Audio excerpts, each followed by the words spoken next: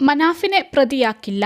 ഷിരൂരിലെ മണ്ണിടിച്ചിലിൽപ്പെട്ട് മരിച്ച അർജുന്റെ കുടുംബത്തിന്റെ പരാതിയിലെടുത്ത കേസിൽ നിന്ന് ലോറിയുടമ മനാഫിനെ ഒഴിവാക്കും. അർജുന്റെ കുടുംബത്തിനെതിരായ സൈബർ ആക്രമണത്തിൽ മനാഫിന് പങ്കില്ലെന്ന് വ്യക്തമായതോടെയാണ് ഇത്. മനാഫിനെതിരെ കേസെടുത്തതിൽ വ്യാപക പ്രതിഷേധം ഉയർന്നിരുന്നു. മാധ്യമങ്ങൾക്ക് മുൻപിൽ കേസിനെക്കുറിച്ച് പ്രതികരിക്കവേ മനാഫ് വിതുമ്പുകയും ചെയ്തു. വലിയ ചർച്ചയാണ് സോഷ്യൽ മീഡിയ ഈ വിഷയത്തിൽ നടത്തിയത്. മനാഫിനെതിരെ കേസെടുക്കണമെന്ന് കുടുംബം ആവശ്യപ്പെട്ടിരുന്നില്ല. മനാഫിന്റെ വീഡിയോയുടെ താഴെ കുടുംബത്തിന് നേരെ സൈബർ ആക്രമണം നടക്കുന്നു എന്നായിരുന്നു പരാതി. പ്രാഥമിക അന്വേഷണത്തിന്റെ ഭാഗമായിട്ടാണ് മനാഫിന്റെ പേര് എഫ്ഐആറിൽ ഉൾപ്പെടുത്തിയതെന്നും പോലീസ് അറിയിച്ചു.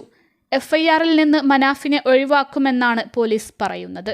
സൈബർ ആക്രമണ പരാതിയിൽ മനാഫിനെ സാക്ഷിയാക്കും. സൈബർ ആക്രമണം നടത്തിയ സോഷ്യൽ മീഡിയ പ്രൊഫൈലുകൾ പോലീസ് പരിശോധിച്ചു വരികയാണ്. ചില യൂട്യൂബർമാർക്കെതിരെ കേസെടുക്കാനും പോലീസ് തീരുമാനിച്ചു.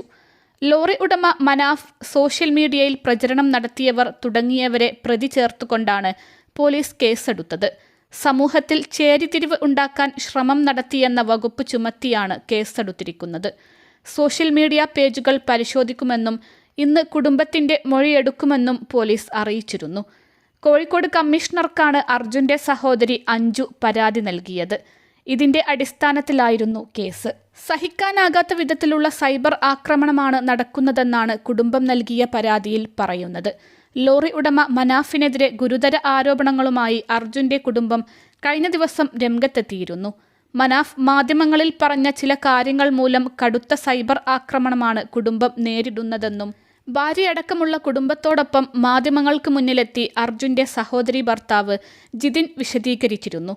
തുടർന്ന് പ്രതികരണവുമായി മനാഫും രംഗത്തെത്തിയിരുന്നു. സൈബർ ആക്രമണം രൂക്ഷമായതോടെ മനാഫ് വാർത്താ സമ്മേളനം നടത്തി അർജുന്റെ കുടുംബത്തോട് നിരുപാധികം മാപ്പ് പറഞ്ഞു. അർജുന്റെ കുടുംബത്തിനെതിരായി നടക്കുന്ന സൈബർ ആക്രമണങ്ങൾ ഉണ്ടാകരുതെന്നും ഇത്തരം വിവാദങ്ങൾ അവസാനിപ്പിക്കണമെന്നും മനാഫ് ആവശ്യപ്പെട്ടിരുന്നു. മതസ്പർദ്ധ വളർത്താൻ ശ്രമിച്ചിട്ടില്ലെന്നും മനാഫ് പറഞ്ഞു. മതങ്ങളെ കൂട്ടിയോജിപ്പിക്കാനാണ് ശ്രമിച്ചത്. തന്നെ ശിക്ഷിച്ചാലും കുടുംബത്തോടൊപ്പം നിൽക്കുമെന്നും മനാഫ് പ്രതികരിച്ചു. യൂട്യൂബ് ചാനൽ എല്ലാവർക്കും പരിശോധിക്കാം. മാപ്പ് പറഞ്ഞതോടെ എല്ലാം അവസാനിച്ചെന്നാണ് കരുതിയത്. സങ്കടമുണ്ടെന്നും വലിയ മാനസിക സംഘർഷത്തിലാണെന്നും മനാഫ് കൂട്ടിച്ചേർത്തു.